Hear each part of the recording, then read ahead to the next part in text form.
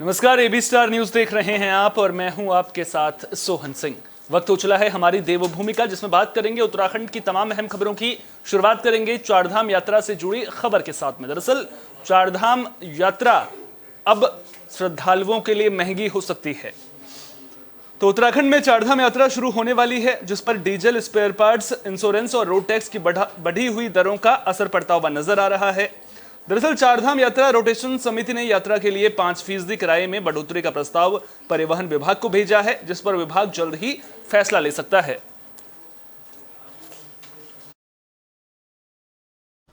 बस किराए पर डिसीजन होना था, जो किराए पे लगभग या सहमति बनी है कि 5% जो है इसमें सहमति व्यक्त की गई सभी द्वारा कि 5% से ज़्यादा किराया ना बढ़ा जाए, तो लगभग 5% किराया बढ़ाया जाएगा। सुरक्षा के लिए हमने इंतजाम किए हुए हैं और हम खुद भी जो है अपने कर्मचारियों को भेजते हैं कि कोई भी ड्राइवर तेजी से गाड़ी। उत्तराखंड के टिहरी में मई और जून महीने में G20 शिखर सम्मेलन का आयोजन होना है, जिसको लेकर प्रशासन मुस्तैद नजर आ रहा है। प्रशासन ने तैयारियां शुरू कर दी हैं। सम्मेलन में कहीं भी किसी तरह की कोई कमी ना रहे, इसको देखते हुए डीएम डॉक्टर सौरभ गहरवार हर चीज पर बारीकी से नजर रखे हुए हैं। बताते चलें कि जिला प्रशासन ने नरेंद्रनगर विकासखंड के अंतर्गत कोडारना, ओणी, सोनी और भैंसवर्क गांव को G20 सम्मेलन के लिए चयनित किया है। इन गांवों में जिला प्रशासन की ओर से मूलभूत सुविधाओं को चाक चौबंद कराने के लिए लगातार विभागीय अधिकारियों के साथ बैठकें की जा रही हैं। जिलाधिकारी सौरभ ने बताया कि गांव में रास्तों, सड़क, पंचायत घर, स्कूल, आंगनबाड़ी केंद्र, पहाड़ी शैली के बने घरों और गांव की पौराणिक संस्कृति और रीति रिवाज, खान पान, पहनावा और लोक कला समेत गांव में इंटीग्रेटेड फार्मिंग को लेकर भी जमकर तैयारियां की जा रही हैं, जिसका समय समय पर निरीक्षण भी जिला प्रशासन की ओर से किया जा रहा है। जैसा कि आपको कुछ जानकारी होगी, मई और जून में हमारे यहाँ पे G20 की 2 वर्किंग ग्रुप्स की मीटिंग है, जिसमें G20 के नेशंस और कुछ हमारे अन्य ऑर्गेनाइजेशंस हैं, उनके मेंबर्स यहाँ आएंगे। उसके संबंध में हमारी DOPT की तरफ से एक बार यहाँ पे स्थल भी देख लिया गया है, उनके रहने और आने का, जहाँ पे वो एकोमोडेशन रहेगा उसको देख लिया गया है। जो साथ में जो रास्ता है, जिस रास्ते से वो आएंगे उस रास्ते को सुदृढ़ीकरण करने के लिए उस पर लाइटिंग की, उस पर पेंटिंग का सारा काम, और जिन गांव में वो एक्सकर्शन के लिए जाएंगे उन गांव को भी चयन करने की कार्रवाई गतिमान है। और हमारा ये पूरा प्रयास है और इसको हम कर भी लेंगे कि समय से पहले हम।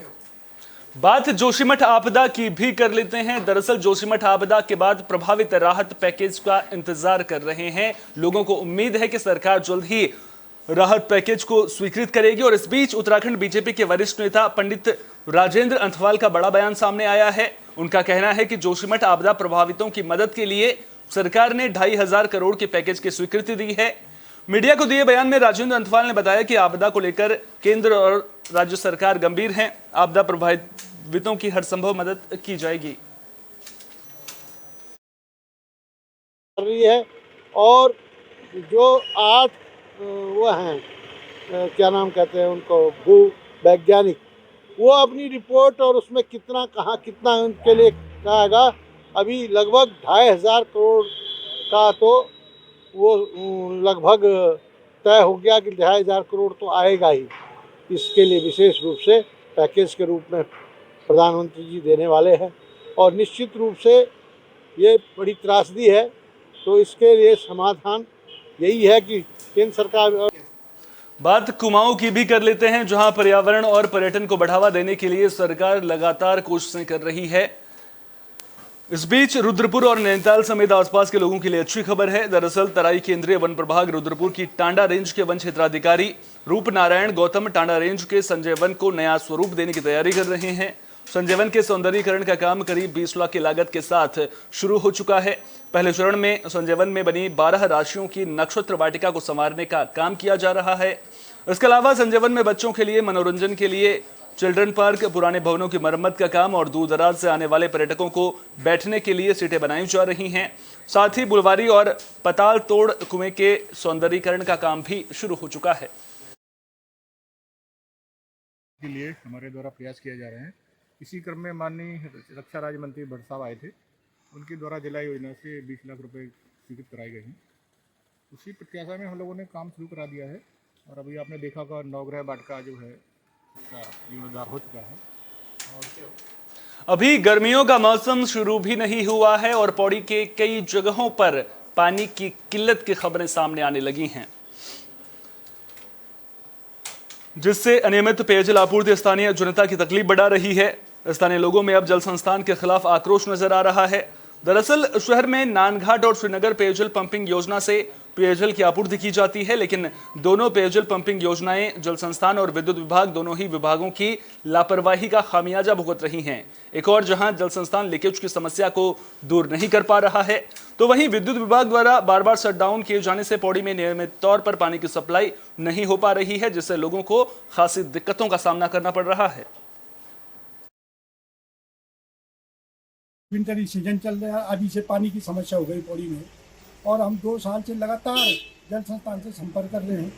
जब हम यहाँ आते तो कहते साहब टेक्निकल फॉल्ट है, बिजली नहीं है, इसलिए हम जो है पानी की सप्लाई नहीं कर पाते।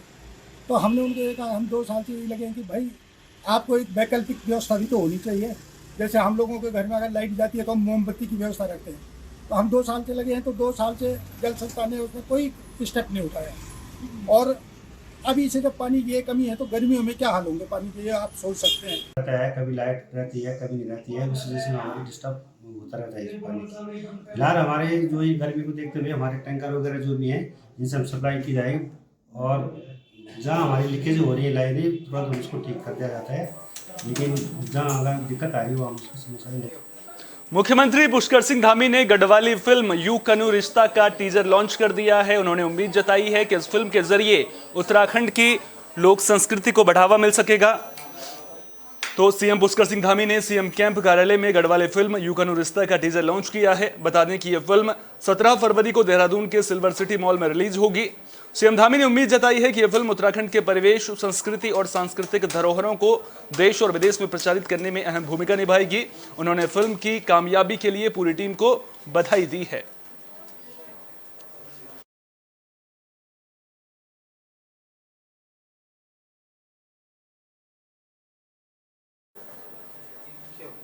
अल्मोड़ा में पर्वतीय ठेकेदार संघ का प्रदर्शन देखने को मिला है। दरअसल ठेकेदार पीडब्ल्यूडी विभाग के खिलाफ प्रदर्शन करने को मजबूर हैं। अधिकारियों पर मनमानी का आरोप लगाते हुए ठेकेदारों ने जमकर नारेबाजी की। साथ ही ठेकेदारों ने निर्माण खंड के लेखाधिकारी का भी घेराव किया है। ठेकेदारों का आरोप है कि लेखाधिकारी अपने ऑफिस से नदारद रहते हैं और जानबूझकर उनके बिलों को लटकाने का काम किया जाता है और उन्हें लंबे वक्त तक भुगतान नहीं किया जाता। भुगतान न होने की वजह से काम में देरी होती है, लेकिन पीडब्ल्यूडी के अधिशासी अभियंता ठेकेदारों पर 10% की अतिरिक्त पेनल्टी लगा रहे हैं।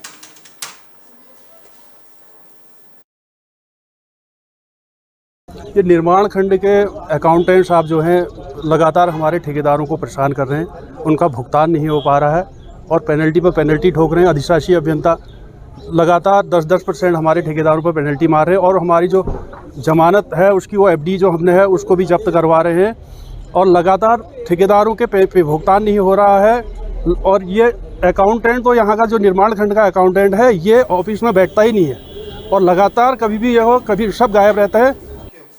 रुड़की के कई इलाकों में जाम की समस्या देखने को मिलती है। माहिग्रान चौक से भी कुछ ऐसी ही तस्वीरें सामने आ रही हैं, जहां घंटों तक लंबा जाम लगा रहा और इसी दौरान वहां पर मौजूद एक किन्नर यातायात व्यवस्था को संभालते हुए नजर आए। दरअसल रुड़की मछली रिक्शा स्टैंड चौक पर इस तरह के जाम की तस्वीरें अक्सर सामने आती हैं और किन्नर लोगों को इस जाम से राहत दिलाने का काम करते हुए नजर आ रहे हैं।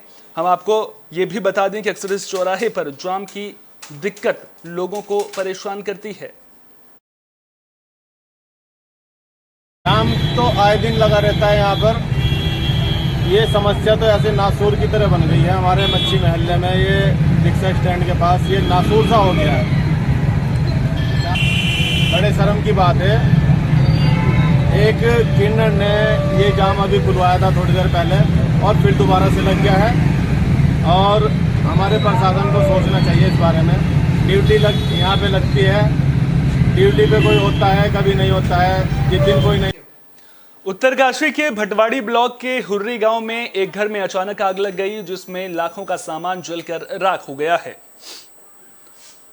आगजनी में कोई हताहत नहीं हुआ है। ग्रामीणों की माने तो आग बिजली के तार में शॉर्ट सर्किट की वजह से लगी है। जानकारी के मुताबिक मकान में 12 लोग रहते हैं, जिनके सामने अब रहने की परेशानी खड़ी हो गई है। ग्रामीणों ने प्रशासन से पीड़ित परिवार के लिए उचित मुआवजे की मांग की है।